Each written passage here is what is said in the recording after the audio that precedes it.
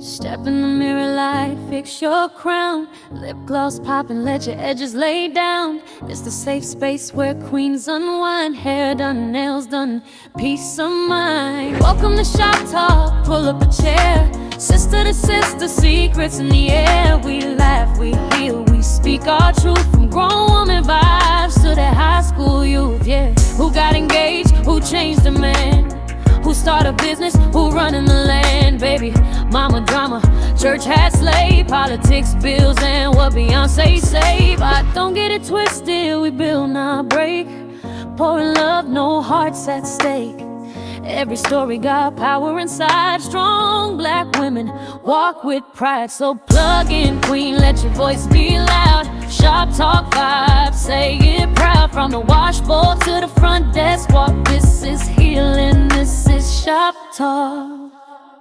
Hey there, I am your girl, Dr. Talisa Franklin. You are listening to a special preview of Shop Talk, where we were in the beautiful beauty and barber salon of Rome's Hair Gallery right on Riverdale. And we had an opportunity to hear stories of life and stories of hope.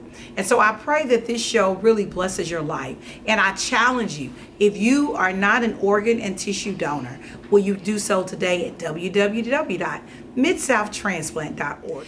This is the day that the Lord has made. And what we gonna do? We gonna rejoice and be glad in it. Listen, I'm your girl, Dr. Talisa Franklin. I'm doing Shop Talk. What is Shop Talk? A lot of times, y'all, we sit in these beautiful chairs at the beauty shop, but we get all the information that sometimes we need to hear, whether we want to hear it or we don't hear it. I don't know about you. Have you ever been in the shop sitting and they was gossiping next door to the next little station, and you couldn't wait to chime in that conversation and give you, I know you have. We all have. Listen, but this is going to be one that I can't wait till you chime in and have those conversations about organ and tissue donation. You know, I always remind people that 4 of my family members, they are living because of somebody said yes, and I have one in waiting, and I'm believing God that one in waiting will get a kidney very soon. But I'm sitting here with an amazing young lady that literally the Lord blessed her with a kidney. A lot of times for you there are that's maybe riding and listening to me or even watching me, you may be that person that needs a kidney and you say, will I ever get a kidney? Will I ever get a kidney? Listen, the answer, we're going to keep the faith and believe God. And it's a process. But one thing I have to tell you, I don't care what the myth is that people look like us don't get them. Well, today, you're sitting with a young lady and she's going to give us her whole story. She is the bold, beautiful kidney recipient, and she got a kidney baby that's working, and don't she look pretty? She look really, really, really, really. Share our story. Tell us a little bit about you and share your story with us. Thank you. My story began when I was 45 years old. I began to have symptoms but didn't know what lupus was. Nobody in my family had lupus, so I was diagnosed with lupus. I went to like 20 different doctors here in Memphis. None of my doctors knew what was going on with me. I had all this, the shortness of breath, the fatigue, the swelling of the ankles, the swelling of my calves, the pain, but nobody knew what it was. So I ended up going to an African-American dermatologist, Dr. Jackson. He's since retired and moved to California. He looked at me and he said, you have lupus. My hair was shedding. I had beautiful long hair. Oh, but it's pretty now. But it grew back, of Okay. course. So when my hair started shedding, I got real nervous, real vain about my hair. So that's when I went to the dermatologist, and he looked at me and he said, you have lupus. What is lupus? Lack of knowledge. I didn't know what lupus was. So I researched it, and then I ended up, as the doctors were trying to figure it out, my kidneys were failing. They were being affected. I ended up on dialysis. So, but Jeanette, how many years were you on dialysis? 2 years, 8 months. I remember it like it was yesterday. I never stopped working. I worked from 8 to 4:30 and went to dialysis from 5 o'clock to 8 o'clock. Wow, so that is when you say you are not going to let nothing stop your life. No, I did not. It was all God. people were asking me, where do you get the strength to go to work and then go sit in a dialysis chair? Nobody but God. Yes. He gave me the strength. And I would go to Dallas and I would just block it out. Uh-huh.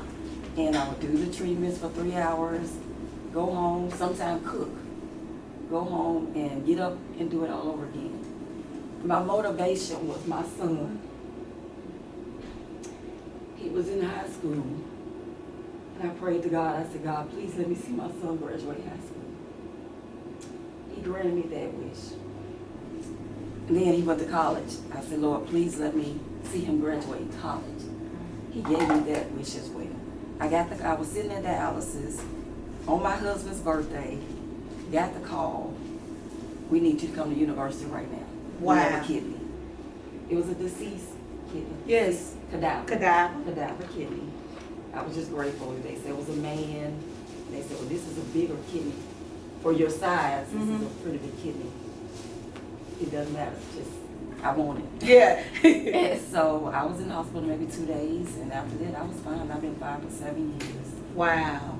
So, you know, I'm hearing you because there may be a mother out there or father that has been diagnosed with kidney failure and feel like life is over. But because you believed God and you had faith, and you did what they told you to do during the process. Because I want to really big bullseye on that. If you are on dialysis and they tell you to drink X amount of ounces of water, it ain't your thing. You don't need to do what you want to do if you want to live. You have to get disciplined, right? And so you did everything they told you to do so that you can live. Help that person that is on dialysis and they feeling like, well, other people say they don't give kidneys to black folk. They're going to put the other people up before me. That's not true. That's not true. That's not true. And I'm here to kill that demon of myth that's in our communities. Tell us or encourage that person about the sacrifice you did so that you can see your baby graduate from high school, see that baby get in college, graduate from college, and start life.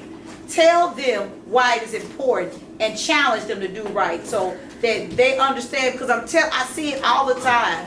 I see people that say, Doc, they ain't gonna give it to me because I'm black. But you sitting there drinking a big old drink, eating what you want to do, doing what you want to do. When they go, now they pulling me more hours. Because they trying to keep you alive because you're not doing what you need. So tell it, because I get on the soapbox. Because I do it a lot when I'm out in the community with people. Tell me about it. Well, yeah, you have to be disciplined. And there are a lot of steps, a lot of tests that you have to go through. You can't drink. I didn't drink. I mean, the water, you only can drink maybe an ounce of water, which was very hard. And it seemed like you're always thirsty when you can't do something. You know, you want it so bad, but I had to discipline myself not to drink a lot of water, not drink any juice, any wine, because I love wine. And you smoke, you can't smoke. You have to follow so many rules, and I followed those rules. You have to have the will to live, and I had that will. And another testimony, I wrote in my Bible on January 1st, I always write all my goals and what I want God to bless me with. And the transplant was on my list that year. And I refer back to that, write the vision. And make it plain. Make it plain. Yes, God. And that same year, he blessed me with a kidney. Thank you for sharing your story on Shop Talk. Thank you, because we're going to continue to have these conversations in these beauty and barbershops so that not only that we're changing lives outside, we're going to change lives sitting in these chairs.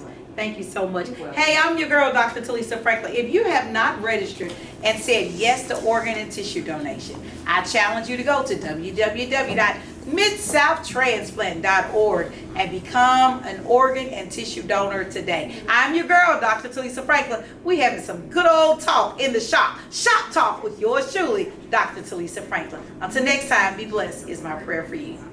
I am your girl, Dr. Talisa Franklin. Until next time. You know I love you, right, baby? Be blessed. Step in the mirror, light, fix your crown. Lip gloss popping, let your edges lay down. It's the safe space where queens unwind. Hair done, nails done, peace of mind. Welcome to Shop Talk, pull up a chair. Sister to sister, secrets in the air. We laugh, we heal, we speak our truth. From grown woman vibes to that high school youth, yeah. Who got engaged, who changed a man, who start a business, who running the land, baby. Mama drama, church hat slave, politics, bills, and what Beyonce say. But don't get it twisted, we build, not break. Pouring love, no hearts at stake. Every story got power inside. Strong black women walk with pride. So plug in, queen, let your voice be loud. Shop Talk vibes, say it proud. From the washboard to the front desk walk. This is healing, this is Shop Talk. Get registered, Mid-South. It can have a massive impact, especially in our community. Throughout the Mid-South, we make up over 75% of patients waiting. We need organ donations more than ever. It saves lives. Encourage friends and family to register. Tell your loved ones your decision. Don't leave them with a hard choice. Leave a legacy. Give hope. Give life. Should you register? Yes. Yes. Yes, you should.